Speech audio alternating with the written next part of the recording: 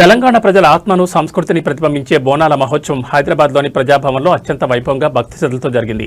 ప్రజాభవన్ ఆవరణలోని నల్లపోచమ్మ అమ్మవారికి రాష్ట్ర ఉప ముఖ్యమంత్రి మల్లుపట్టి విక్రమార్క తన కుటుంబ సభ్యులతో కలిసి సంప్రదాయబద్ధంగా బోనం సమర్పించి ప్రత్యేక పూజలు నిర్వహించారు.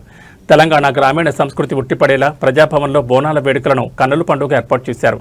డిప్యూటీ సీఎం మల్లుపట్టి విక్రమార్క దంపతులు అమ్మవారికి నివేదనలు సమర్పించి రాష్ట్ర ప్రజలందరిపై అమ్మవారి చల్లని చూపు ఉండాలని, ప్రజలంతా సుఖ సంతోషాలతో ఉండాలని వేడుకున్నారు. తొట్టెలు, పోతురాజుల విన్యాసాలు మరియు మంగళ వాయిద్యాల నడుమ ప్రజాభవన్ ప్రాంగణం భక్తి పారవస్యంతో పులకించిపోయింది. ఈ వేడుకల్లో పలువురు ప్రజాప్రతినిధులు, అధికారులు మరియు పెద్ద సంఖ్యలో భక్తులు పాల్గొని అమ్మవారిని దర్శించుకుని ఆశీస్సులు పొందారు.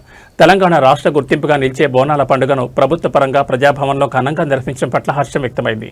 ప్రజాభవన్లో జరిగిన నల్లపోచమ్మ బోనాల ఉత్సవాలు ఆధ్యాత్మిక, సాంస్కృతిక శోభను సంతరించుకున్నాయి.